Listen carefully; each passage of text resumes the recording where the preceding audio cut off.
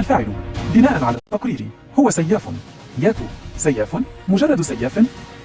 جومو ليس مجرد سياف. نبرته تصبح أكثر جدية، تظهر على وجهه علامات التعرف الفكري على خطورة الاسم. المعلومات تشير إلى أنه جادي. ياكو يقبض على يديه بشدة حتى ابيضت مفاصلهما، عيناه تشتعلان بنار حمراء.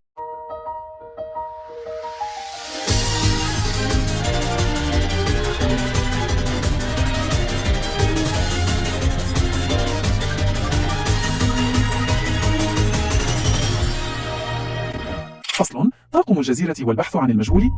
انكمشت اللفافة في يد جومو، صوته يخرج منخفضا ومثقلا بالمعلومات التي قرأها. جومو: الجزيرة لقد دمرت بالكامل. المعلومات الأولية تشير إلى دمار شامل، لم يبقى شيء تقريبا. تسمر ياكو في مكانه من الصدمة، قلبه بدأ يخفق بجنون. الجزيرة القريبة، جزيرته، المكان الذي تركه تحول إلى رماد معدني. موجة من الصدمة العارمة اجتاحته، تلتها موجة حارقة من الغضب. ياكو صوته يرتجف، يملأه عدم التصديق والغضب. لا، هذا مستحيل. من فعل ذلك؟ لماذا؟ جومو ينظر إلى ياكو مباشرة، نظراته تحمل مزيجا من التحليل والأسف. المعلومات الأولية تشير إلى فاعل واحد.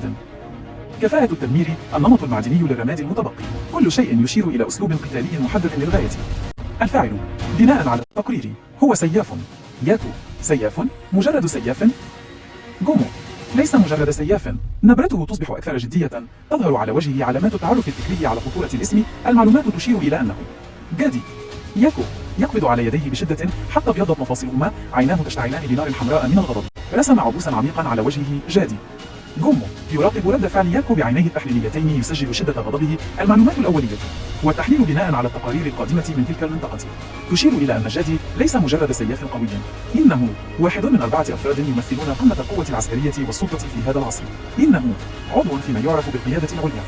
تتسع عين ياكو بصدمة أخرى، لكن الغضب يظل هو الشعور المسيطر. القيادة العليا، المكان الذي كان كيتو يحذر منه. أحد أعضائها دمر جزيرته. هذا غير محتمل. ياكو يغلي من الغضب، يتجاهل حجم التحدي. القيادة العليا. جادي لا يهمني من هو، دمر جزيرتي، سأجعله يدفع الثمن. سأذهب إلى جزيرته الآن، سأواجهه. جومو ينظر إلى ياكو بعينين تحملان مزيجا من التحليل الواقعي وقلق المرشد. تظهر على وجهه علامات نفاذ صبر خفي تجاه هذا التهور المطلق غير محسوب إطلاقا. يخرج الكلام منه باندفاع قبل أن يسيطر عليه. تحليل القدرات المتاحة لدينا حاليا ومقارنتها بالتقارير عن قدرات جادي. النتيجة هي دمارك المطلق يا ياكو. أنت لا تزال في المستوى الأول من التكيف البيولوجي لقوتك. مواجهة أحد قادة القيادة العليا في هذه المرحلة ليست شجاعة، إنها انتحار بناء على كل المعطيات. ياكو يتقدم خطوة نحو جومو، لا يزال الغضب يسيطر عليه. يرفض الاستماع للمنطق في هذه اللحظة. لا يهمني التحليل، لا يهمني الفرق في القوة. دمر جزيرتي ويصفني بالضعيف. يجب أن أذهب. جومو يتنهد، يرى العزم القاتم في عيني ياكو، ويعلم أن المنطق وحده لن يوقفه الآن. يسيطر على اندفاعه ويتحول إلى التحليل اللوجستي. إذا كان هذا قرارك المتهور، فالخطوة التالية ليست مجرد الذهاب. جزيرة جادي، أو لنقل القاعدة المعدنية الرئيسية، ليست في الجوار، وعبور هذه البحار يتطلب وسيلة، سفينة. يستغرق الأمر بضعة أيام من البحث في جزيرة الوحوش التي كانوا عليها، والتي قد تحتوي على حطام أو بقايا من عصور سابقة أو قوى مرت بها. يجد ياكو وجومو سفينة صغيرة ليست بضخامة سفن الأساطير، لكنها صالحة للإبحار. فيتفقدها جومو المثقف بفحصه التحليلي ليتأكد من سلامة هيكلها أو محركها، ثم يقومون بالصعود على السفينة. على متن السفينة الصغيرة يبحر ياكو وجومو مبتعدين عن جزيرة الوحوش. بينما تتلاطم الأمواج حولهم، كان ياكو يجلس على سطح السفينة الخشبي. لا يزال غضبه يشتعل كالجمر في داخله، لكنه بدأ يفكر في الخطوة التالية. وفي منتصف الليل على سطح السفينة، السماء صافية جدا والنجوم تلمع بوضوح مذهل. صوت الأمواج الهادئة هو الصوت الوحيد الذي يسمع بانتظام. ياكو جالس على حافة سطح السفينة، ينظر إلى الأفق المظلم، أو ربما يراقب انعكاس النجوم على المياه. جومو يقف على بعد خطوات قليلة، يستند على حاجز السفينة، ينظر إلى السماء أيضا، ويمسك بكتابه الجلدي، لكنه لا يقرأه. جومو بعد صوت طويل، نبرته هادئة لكنها تحمل نبرة تحليلية خفيفة. النجوم ترتيبها هنا يختلف عن ترتيبها في جزيرة المقبرة، أليس كذلك؟ موقعنا يتغير يا ياكو. ياكو لا ينظر إليه، صوته منخفض. نعم، كل شيء يتغير بسرعة رهيبة. يتوقف للحظة. هل تعتقد هل كان كيتو-سان هناك عندما حدث ما حدث؟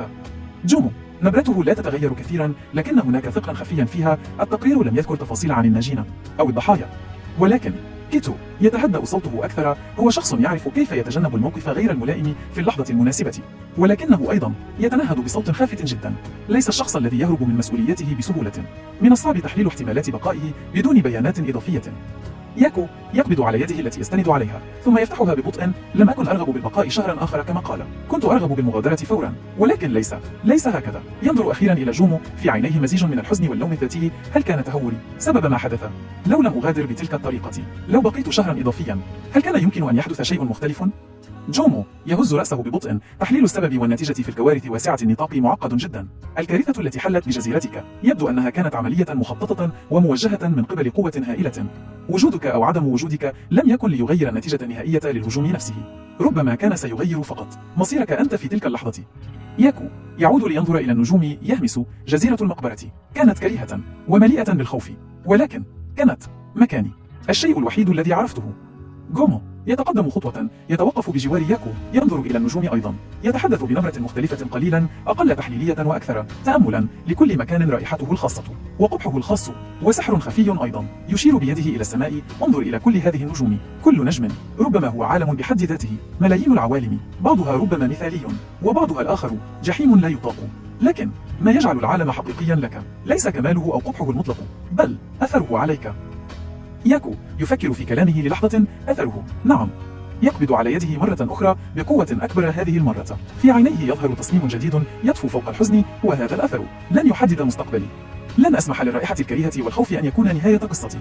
يلف رأسه لينظر إلى الأفق البعيد حيث لا يوجد شيء سوى البحر والظلام. حلمي بجزيرة آمنة وجميلة لم يذهب مع الرماد. ربما دمار جزيرة القديمة هو إشارة أنه حان وقت بناء جزيرة الجديدة، جزيرة برائحة أحلامي وليست رائحة المجال.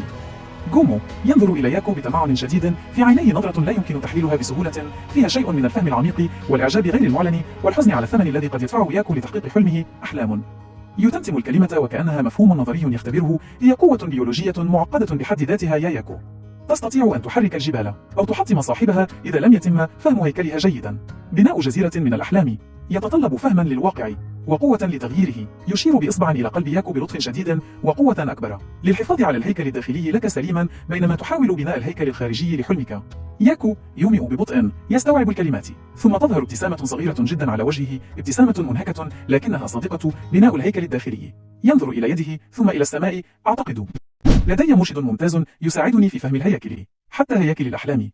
جومو تظهر على وجهه ابتسامة خفية جدا بالكاد يمكن ملاحظتها. التحليل المستمر للبيانات المتاحة هو أساس أي بناء مستدام، حتى لو كانت البيانات غير مكتملة أو فوضوية بعض الشيء.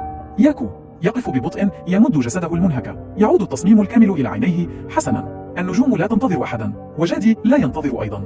يجب أن نصل إلى هناك، ثم أجد الجزيرة المفقودة، ثم أبني جزيرتي. الكثير من البناء والهياكل التي يجب أن أفعلها. جومو يومئ، نعم. المسار واضح، على الأقل في هذه المرحلة الأولية.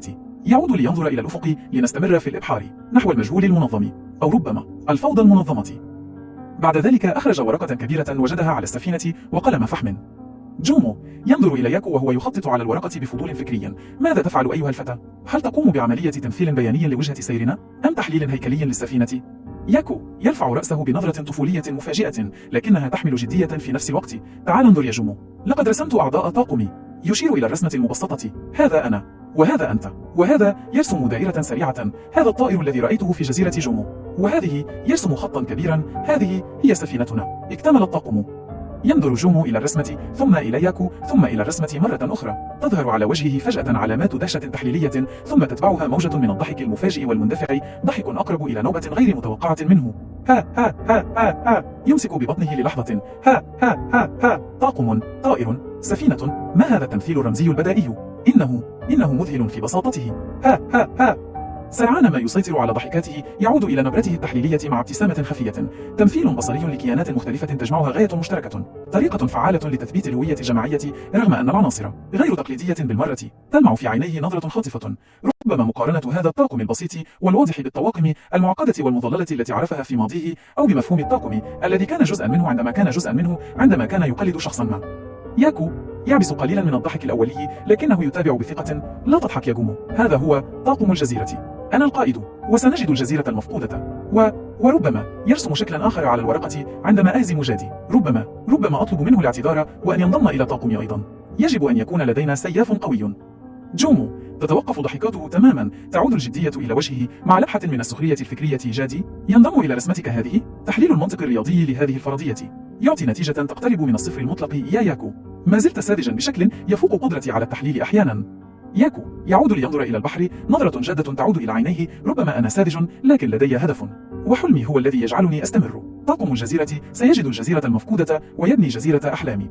جومو ينظر إلى ياكو بتمعن، يرى الشغف النقي وراء السذاجة. يتنهد ببطء.